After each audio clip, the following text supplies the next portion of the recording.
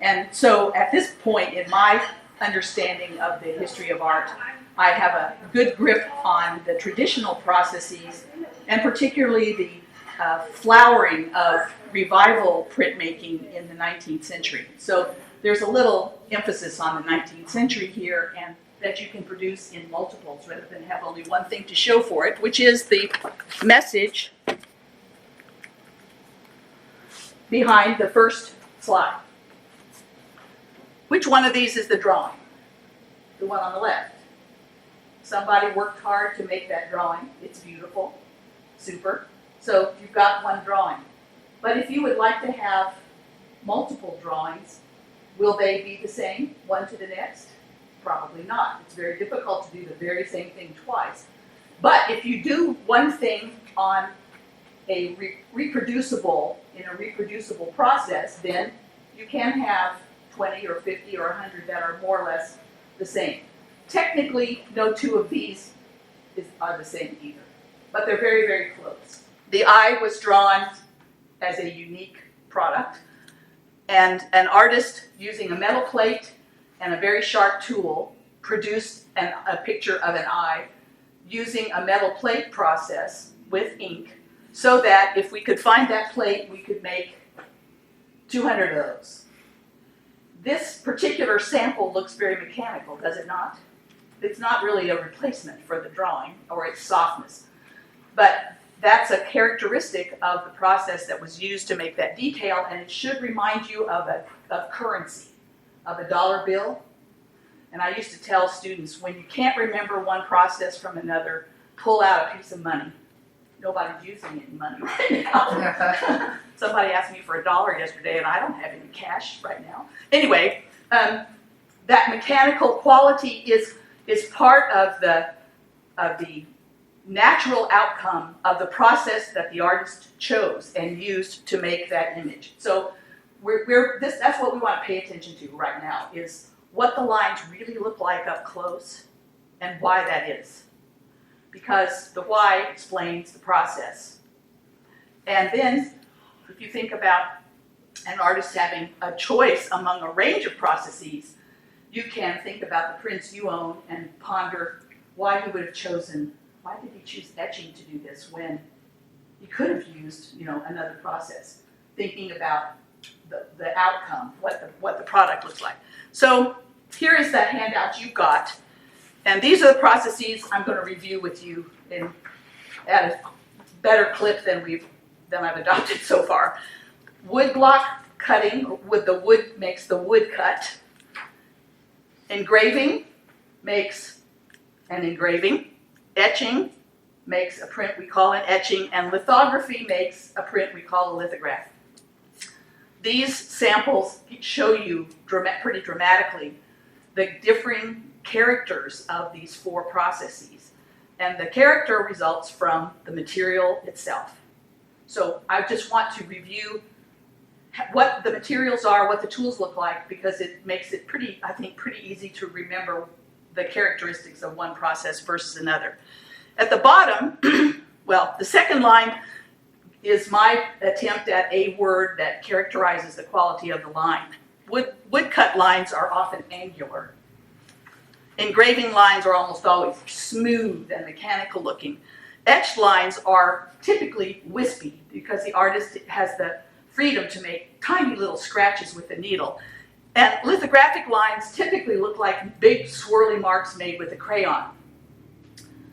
The third line tells you how many prints an artist might be able to make using this process.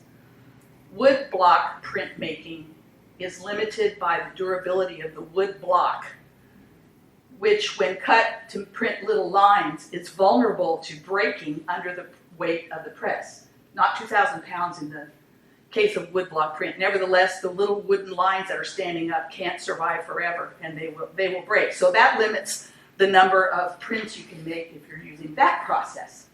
If you're using the engraving process, you can make a lot of prints. If you're using the etching process, which is also metal plate, you can make a couple of hundred prints. But if you choose lithography, you can make thousands of prints from your one worked surface because of the nature of the materials. If you know who Toulouse-Lautrec was, Toulouse-Lautrec became famous for his posters.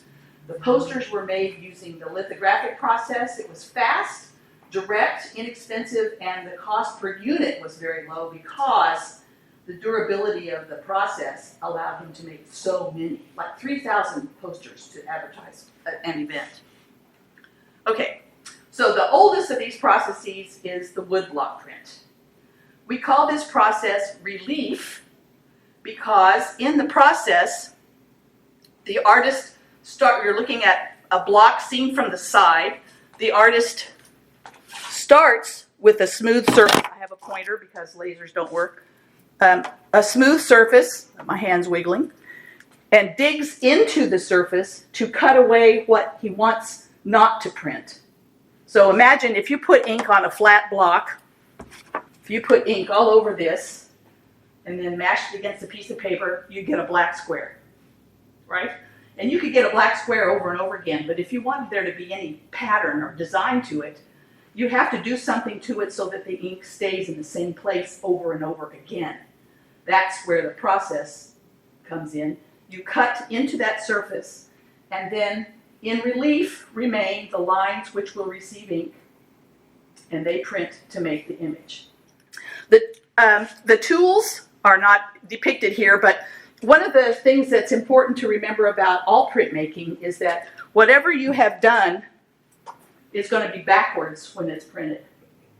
So especially when words are incorporated into an image, the artist has to be thinking about that because you see what, if he hadn't written in relief backwards, it would not have printed right way around. But each of these processes is illustrated in this PowerPoint with a diagram that shows you what we call the matrix, where the ink ends up with respect to the paper. So in relief printing, the cuts don't get the ink. The remaining surface gets the ink, and it is transferred to the paper under pressure. The results can be really elegant, but the typical line involved when you're cutting against the resistance of wood, which has its own grain, which can be a problem, tends to be angular. And the terminations of the lines tend to be fairly abrupt. And if you look at your little chart, we're looking here at one of the consummate examples of woodcut where the artist has gone as far as he can to mitigate those natural qualities of the material. But if you could look at it up close, you would see lines like this first sample. And if you look at those lines, they seem kind of crude. They're not even in width. They taper abruptly or end abruptly. And I can hold up one sample that is so bold in celebrating the qualities and the limitations of woodblock print that you can recognize it from where you're sitting. Beautiful. But it's crude in comparison to a dollar bill, for example. Okay? Albrecht Dürer was one of the most famous practitioners of woodblock printing. This is right around 1500, around the time of the Renaissance. That's before they had linoleum. Yes, way before linoleum, yes.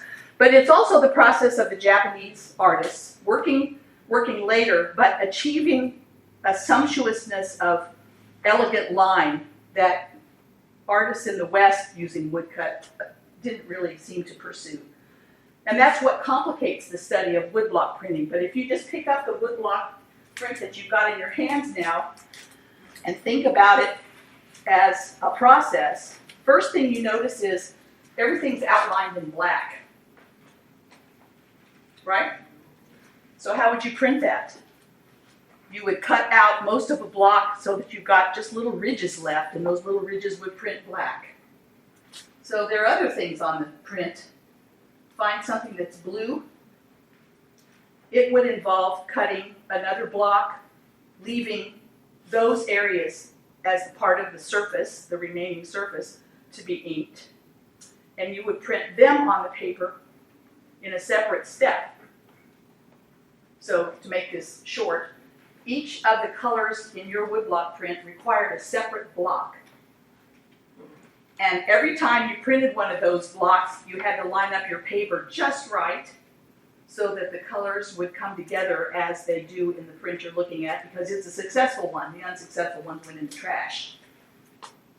But that's one of the finesses, I guess you could say, about Japanese woodblock prints, is the multiple blocks required to print something in color. So Albrecht Dürer was printing around 1500. Japanese artists were probably printing not too long after that. Their first prints were also black and white, and then around 1780 they began to add color. And by the time these prints were made in the middle of the 19th century, color was the deal. The artist designed it, and then a team cut the blocks, and another team printed them, and then another team sold them. So it was a pretty elaborate commerce, as a matter of fact. We only care about who designed the image in the first place. We can talk much more about those prints later, but right now it's the process. So in this famous image, most of the parts of it are outlined. Sometimes it's just color against color, or in this case, the white was probably the paper left never touched by a block. But all of this gray sky was a block. This brown that graduates up into the sky was a block. The tan was a block. The brown was a block. The dark blue, the medium blue, the light blue. Very complicated process. Yes? Where the graduation is that a single block or is that multiple blocks? It's a single block. One of my favorite resources, and Carrie can talk to you about this too, is a video made by Daryl Howard, a printmaker in Austin, who works in the traditional fashion. And she's got a video on her website that shows you how she does that. We can talk about it, but it's one block, but you apply the inks differentially so that they are graduated when the paper hits the block. If you look over your right shoulders, the blue, red, yellow images on the wall are 3 images by Daryl Howard, who was trained in Japan by a master printmaker and has spent, 40 years working in the traditional way in Austin. You can visit her studio, but especially watch her video. That, to me, is one of the best ways to grasp the complexity of woodblock print making when you're working with colors. Obviously, if it's just one color, you get it all on one block. This is in the room somewhere. Somebody's got this print, which is another example of Japanese woodblock printmaking, and you see the gradation in the sky, in this case from red to kind of pink, but it's also happening in the tree trunk, which is one of the real high quality aspects of this particular image. This is very famous in art history because Vincent van Gogh loved it, traced it, then made a painting based on it, and then used the idea of one tree branch as the organizing principle around a composition that he painted. Albrecht Dürer was also a master in the next process. In history, it's woodblocks first, then comes, from probably motivated by a desire to be able to offer more detail in a print, a process involving a metal plate. The metal plate processes are called Intaglio processes, which is an Italian word meaning below the surface. And it's handy to remember that because that tells you where the ink is. In the relief process, the ink was on top. In the intaglio processes, the artist does something to make a depression, a groove in a surface. The ink is forced down into those grooves, and then the paper is forced in after them into the grooves to get the ink. So the oldest of these intaglio processes is engraving, and it's still used to make currency, to make money, but otherwise engraving is not something you see being practiced very much these days. I'm not sure why, except we're living in a culture that's not all that enthusiastic about mechanical regularity. Maybe yes when it comes to plumbing and heating, but when it comes to art making, we live in a period when everybody wants to sort of freeform it, not be limited by the conditions that exist in making an engraving. But if you think about the 4 horsemen of the apocalypse you saw a few minutes ago, This one seems much smoother, more elegant, and there's a lot more detail. All kinds of little things executed with lots of lines, even down to little rocks, pieces of grass, the details of the hoofs of the horse, the stirrup, the lines in his costume, the texture of the neck of the horse. There's lots and lots of detail because the artist is working in a medium that invites meticulousness. That process involves a metal plate, much more resistant than a wooden block, right? So more durable. And the artist makes the grooves with a tool called a burin. Here's a range of them. I would pick this one. They're incredibly sharp. And with this tool, rather than just kind of move around on the plate, the artist pushes slowly and steadily while moving the plate under the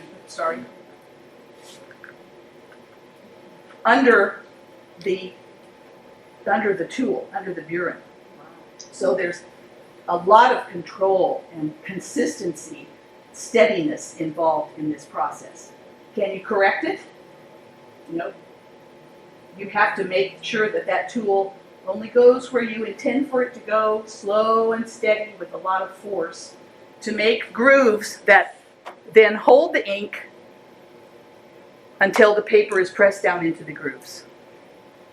This is I don't know if you can read this from here, this is a little leather pillow. This is the metal, actually it looks like a block, but it's supposed to be the metal plate. And the artist is pushing the burin and twisting the plate around to make the lines slowly as the surface turns. So in order to do that process, you would have to have thick enough, soft enough paper that when you press it, it would actually go down in the groove. Yeah, the paper doesn't need to be thick particularly, but you have to dampen it so that it's spongy, so that it will go.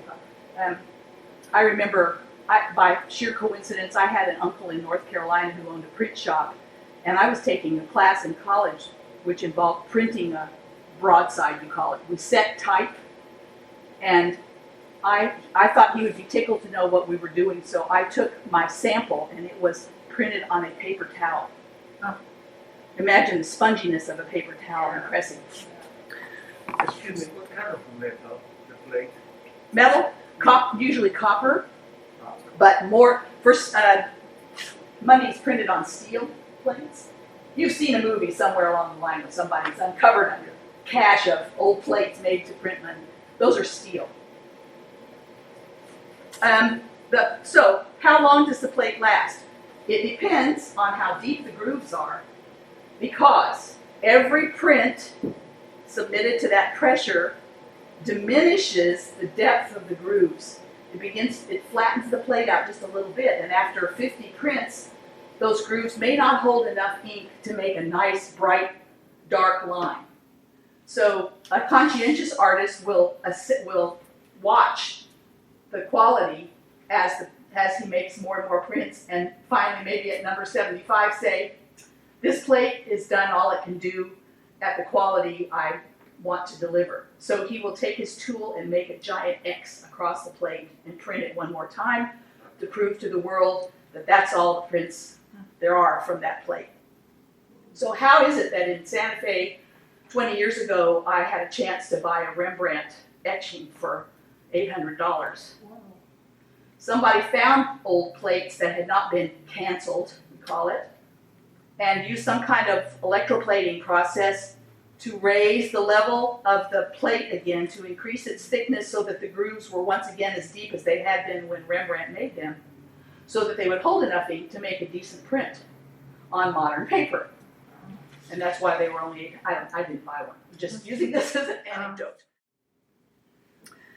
This printmaker now gets some pretty good attention, but for years this print only showed up in textbooks as an example of Raphael's command of mythology and the superb ability to compose a very complicated multi-figured composition. But this was really a drawing. Raphael made a drawing planning to paint a big fresco of this subject, that never happened, and so a man named Raimondi took the drawings and made a print after the drawings so that the image would be preserved for posterity, knowing that the fresco would never happen. So that's one of the important functions of printmaking across history, is to record images that would otherwise be lost. And if you ever, well, there was a great collector named Leo Steinberg in New York who was befriended by the curator of prints and drawings at the Blanton, to the point that when Leo Steinberg was ready to part with his collection, he sold it to the Blanton. And then he came and gave a talk in celebration of his collection coming to Texas, and his message was all about how printmaking is the bearer of information across cultures, because prints exist in multiples, so the likelihood of the survival of at least one specimen is pretty high. They're portable, they're easy to store, they go places, and it was a really uplifting message about the importance of prints, which we tend to think of as lesser art forms than painting because they usually don't involve color. That's really an erroneous understanding. Now you're looking at, this image is actually the size of a postage stamp. This is a tiny little early self-portrait by Rembrandt. He loved to use himself as a model. This has become very popular in Amsterdam. Right now it's on the giant handles on the doors to the Rembrandt house. But we want to understand the process, which is called etching, and the best way to remember what etching is to know where the word etching comes from. Etch comes from the Dutch word which means to eat. So think etz. Etz, etch. Something is eating something in this process. What's happening is that the artist is, this looks really familiar. It looks just like engraving, except that the artist has, instead of cutting directly into the metal plate, has covered the plate with a ground, a substance that people describe as being like the paint on your refrigerator. You ever seen a car be keyed? That's what we're talking about. A coating that can be scratched easily. So he coats this plate, and then instead of using this burin that he has to push so hard, he uses a little tool called a needle. You could kill somebody with this. This could be a great murder mystery device. This needle, and he doesn't dig at all. There's no pushing, no effort involved. He just scratches through that coating. All he has to do is expose the plate through the ground, through the paint. He's got his drawing scratched onto this substance. He puts it in an acid bath, and here's where I don't remember the names of the acids very well, but you get the acid is all you need to know. Puts it in an acid bath, which will corrode the copper plate wherever it is exposed. The purpose of the ground is to protect the plate from the acid. But if you've scratched through the ground, the acid gets into the plate and makes those depressions that will hold the ink. So he takes it out of the bath, neutralizes the acid, cleans the ground off, and then rubs that tar-like ink all over the plate, cleans it, prints it on dampened paper under 2,000 pounds of pressure, and he gets an etching. You can make a lot of etchings, but copper is fairly soft, and the pressure will eventually make the grooves too shallow to hold enough ink, and then that plate will be canceled. There was an etching revival in the mid-19th century when Rembrandt's etchings were sort of rediscovered, and every famous French painter also tried etchings. Carrie's got a quote by Edouard Manet up here on the wall. He was one of the leaders of the etching revival. So because of this scratching move, not digging, but scratching, the character of lines in etchings tends to be delicate. This is an etching, but we're speeding ahead. We're adding another process to the scratching process to achieve this nice dark background. If you can see it, it looks a little bit like a lot of little dots together, but not mechanical dots, just soft dots. That is achieved, I did not bring my rosin, but that is achieved by a process that involves putting the plate in a cabinet, which is equipped with a fan and a supply of rosin powder. You turn on the fan, and the rosin comes down and coats the plate where you want it to. You control that by ground once again. But where you want a pattern to print on the plate, you leave exposed. The rosin rests gently on the plate. You heat it a little bit to make it stick. Then you put it in the acid, and acid eats around all those little particles. Imagine brown sugar. The last time you dumped a tablespoon of brown sugar, remember how it just sort of takes its time to find its destination among the Cheerios or wherever it's going? So that's my image of rosin, these little particles, and then it goes into the acid, and the acid eats around the little particles to make pits in the plate that are not linear. They're something else. They're this kind of pattern.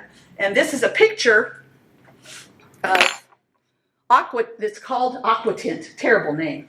Aquatint. This part of the plate was not left in the acid very long. This was left in a little longer, and this was left in much longer. So one of the things the printmaker has to work out is how long the plate should stay in the acid, because the longer it stays, the deeper the pits it makes. But this was the tactic by which Goya first used his needle to draw this image of a man asleep at his desk with spirits seeming to manifest themselves out of the darkness, and how he gave the print the character of darkness without resorting to a whole bunch of lines to do it. It's much more interesting with this contrast between the linear parts of the subject and the aquatint parts of the subject. You can see in his designs for this print what he was imagining. And here he's because he's working with pen and ink, he's drawn all of that stuff with lines. But there was a much subtler way to accomplish it, which is the aquatint of the finished print. This looks like Beethoven emerging out of the darkness. I think this probably preceded the drawing I showed you before. Anyway, this is one of the first great practitioners of etching who also used aquatint in order to achieve this effect of shadow.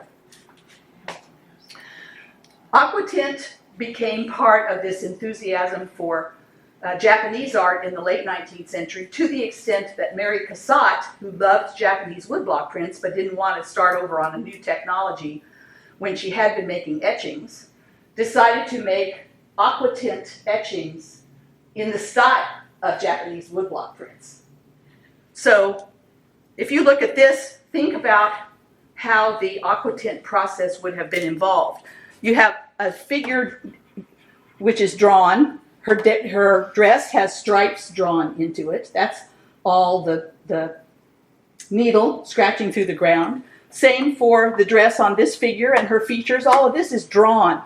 But what about this? What is all of this? Would that be a separate plate? Yes. Yeah. A separate plate treated with aquatint in order to achieve. She must have used the ground or resist to make this sort of pattern, and then put it in scattered the rosin on it so that it would make pits around the little curvy pattern that she had designed. Same for the rug and over here. So this was a challenge because she was trying to do what a Japanese woodblock print team would do, register the paper multiple times over separate plates. And if you look very hard up at the very top, you can see a dot. You see a brown dot up there. It's a pinhole left behind by the pin that she soldered to the plate so that she could thread the sheets down on the plates and have a better shot at the lines all matching up. When the lines all match perfectly, you don't even think about it. That's called registration. But when the lines don't match up perfectly, it's pretty obvious. Okay, so this is a sort of subset of the Intaglio process to use rosin to achieve a pattern on a plate without resorting to lines. And I just want to say that Mary Cassatt's series was a tremendous success. It's highly sought by museums. You never see one on the market. And just for your information, the McNay in San Antonio has all 10 of the suite of prints that she created as a kind of homage to the idea of the series which Japanese printmakers practiced. Some of the prints in the room are from Hokusai's 36 Views of Fuji. That was a print, 36 prints. The diagonal tree trunk we saw is from a series called 100 Famous Places in Tokyo. 100 different prints, each one of them multiple colors. Tremendous project. And so Mary Cassatt, knowing that these prints were often made in series, made a series of her own called the 10 a la Japonais. And the one we were just looking at, it's right up here. But some of you may have heard of drypoint. What in the heck is drypoint? Drypoint is the same etching needle scratched into the plate directly. Without the help of the acid, if you're only using that sharp needle, you don't get much of a groove. You get a little shallow groove, and you displace the metal in a little kind of curlicue that sits there unless you file it away. And it's the little curlicue that holds more ink than the tiny groove that sharp needle in the copper made. So when you ink that whole mess and clean off the excess ink, you end up with a very delicate impression. But for Berthe Morisot, a female artist, this was a kind of appropriate complementary medium, and she made delicate subjects. You can't find the geese in there, but there are some geese standing under a willow tree in that image. But dry points are you get the fewest number of impressions across all of the processes from dry point, because that little burr doesn't last very long in the press. You might get 10. Oh, that's what I was going to say about Mary Cassatt. She found this process so laborious that she only made 25 of each image. That's not very many. I mean, an edition of etchings is typically upwards of 100 or maybe 150. Although, aside from the fact that it was just too challenging to try to make more than 25, it also began to be considered by these Manet and his followers that to make this really seem like fine art and competitive with painting, it would be smart to keep the editions small. So there were other printmakers only making 25 or 30 images. Okay, in 1798, a man named Senefelder, a Swiss man, have any of you seen the Beethoven movie called The Copyist? Okay, you all know what sheet music looks like. Can you imagine making 50 copies of anything, of any score, musical score, without a mistake in copying? Can you see the conductor screaming at the tuba for constantly playing the wrong note, and then you realize his sheet music has a flaw in it? How do you solve that problem? By printmaking. But music was not something easily produced by engraving or etching, certainly not woodcuts. So this guy set out to find a way to draw the music and reproduce the drawing. Took a greasy crayon on a very smooth wooden stone surface, limestone surface, and drew the lines and drew the notes, and by some process I don't know very much about, made the drawing of the greasy crayon permanent in the stone for the time being. Dampened the stone, because water and oil don't mix.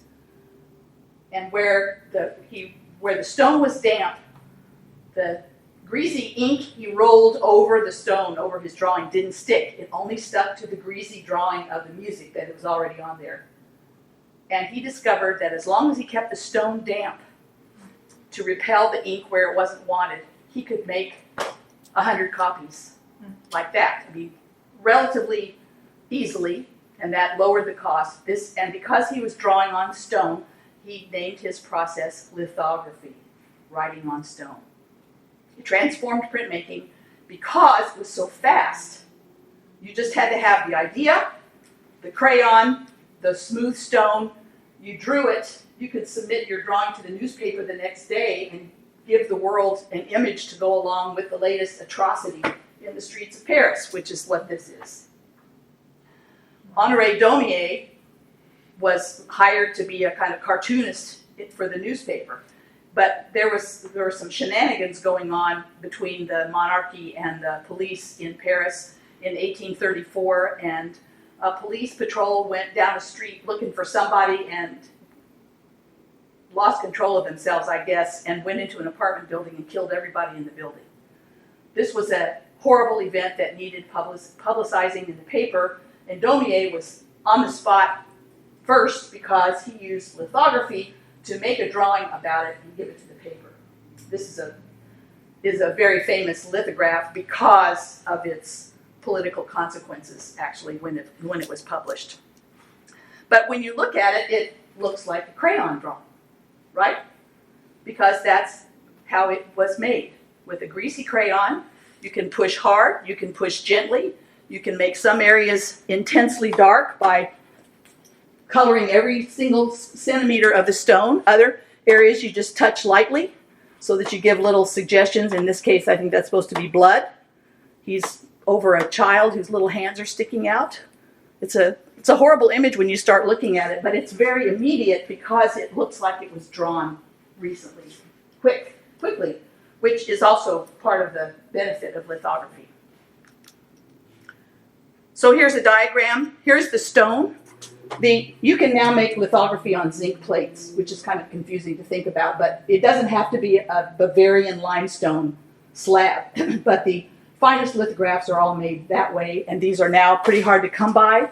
Baylor had like 40 of these stones in various thicknesses, and it was one of the treasures of the art department.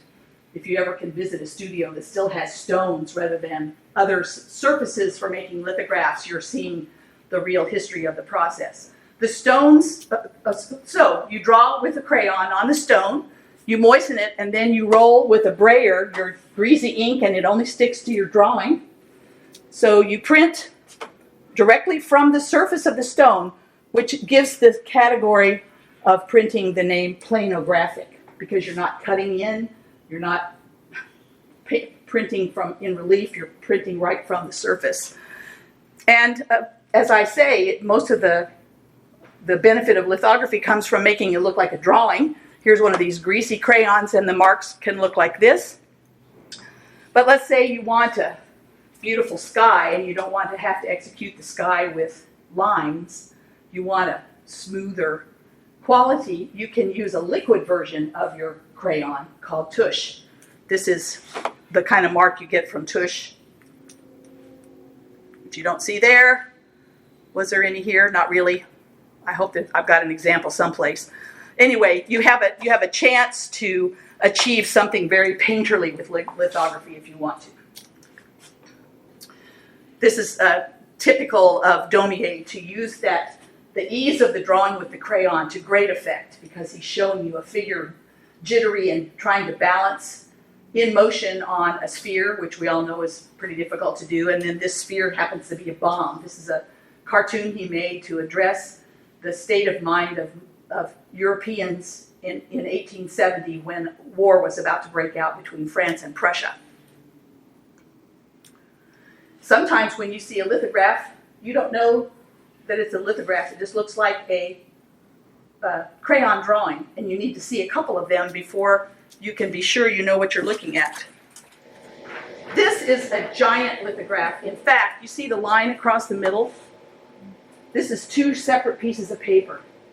So all of those steps had to be executed twice, and then 2 pieces glued together to make posters big enough for the project that Toulouse-Lautrec was executing. And it's very difficult to match the inks, as you can see. But this would have been executed with a crayon drawing the letters, and then tush used on a stone to make all the part that was going to be blue, and then tush used on another stone to make the red, and then that whole registration challenge of taking the same piece of paper and printing the blue, and then the red, and then the yellow, and black usually last, because the black can kind of cover up where the colors come together. That's the sequence in Japanese woodblock prints too. What we skipped was an interesting lithograph by Edouard Manet, who was interested in the properties of lithography. And if you look up here at the blocks in the barricade, you see little white lines. And if you start processing what you see up here, you realize he took his crayon. Remember when you had a coloring box and you'd break the crayon? You could either throw it away or use it on the side. If you use a crayon on the side, the ends do funny things on the paper. And that's what's happened here.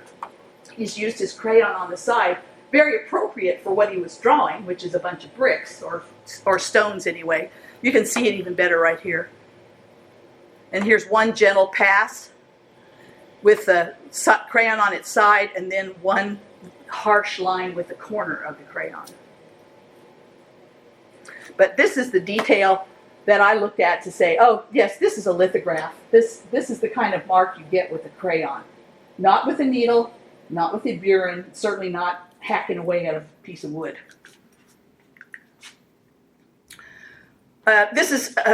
We call this chromolithography when it's colors. This is just another lithograph made by an artist who, loving Japanese prints, was going to make 36 views of the Eiffel Tower. And 2 or 3 woodblock prints in, he realized he wasn't going to live long enough to make 36 woodblocks himself. So he switched to lithography because it was much more efficient. And you can imagine the separately drawn stones that would be necessary to print these colors, even though they're not all that dramatic. They are different and separate, and especially you'd have to have, well, maybe these are the same pigments, I'm not quite sure, but this looks a little tanner than the yellow of this one, so you'd have to have 2 separate printing surfaces to achieve that overlap. The McNay in San Antonio has a good print collection, and they have these too. The final process I don't want to say so much about. Silk screen, it's the way you make a t-shirt, color a t-shirt. It's basically stenciling.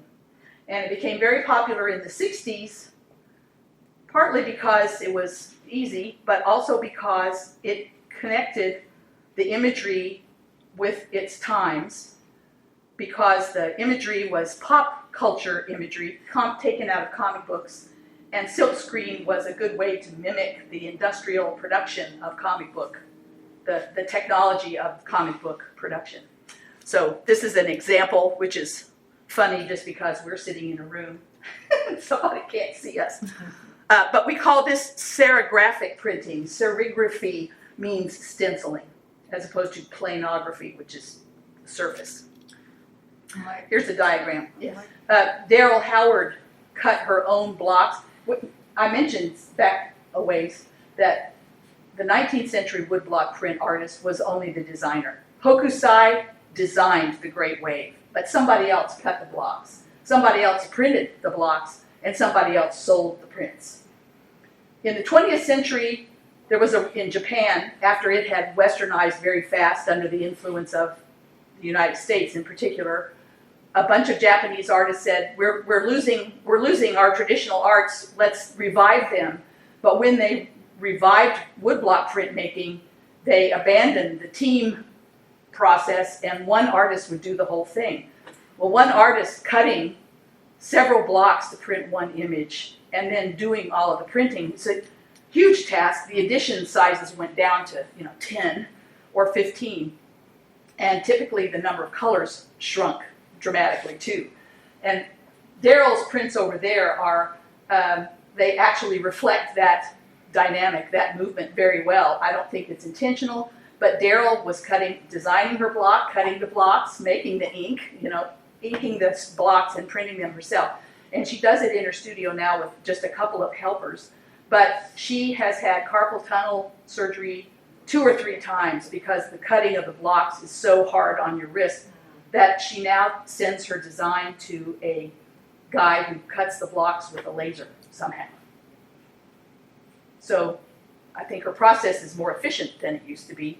The question in my mind is, how has the laser cutting changed her compositional style? If it has, I'm not really sure, but I imagine there's some difference somehow. So this is just a reminder that it's a process of assembling layers, one of which is a stencil through which the ink is squeezed. So let's see, what's the last couple of pictures? You can find all kinds of diagrams online and in books that will remind you of the basic differences between, this is relief, where the ink goes on the surface around the gouges that have been removed.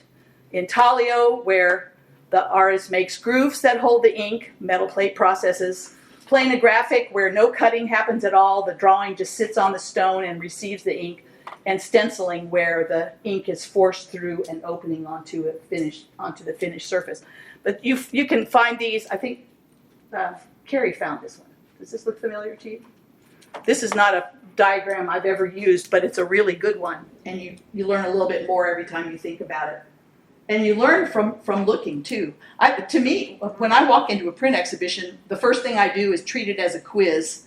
Can I look at the print without reading the label and identify the process? Yeah. That's all I care about. Oh, this is an etching. This is I don't know what this is, and come back to it, Yeah. But so it has a place in appreciation. It's not all there is.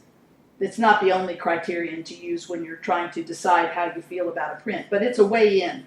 And sometimes, Carrie's got some pretty challenging images that to me are challenging because I don't get a meaning out of them. And in art history, that's what you're after, is understanding the meaning. And the process is part of the artist's mentality, so you want to understand the relationship between the process and the image. But sometimes the image doesn't mean anything to me, and it takes me thinking about the process to give it the time that I need to get something from the artist by looking at his work. Yeah. But I would love it if I knew that you sat down and looked through a book about prints or found some prints or just went online and looked up Manet, looked up Degas, looked up somebody who was a printmaker, and just look at the prints with the idea in mind that you're going to identify the process. Yeah.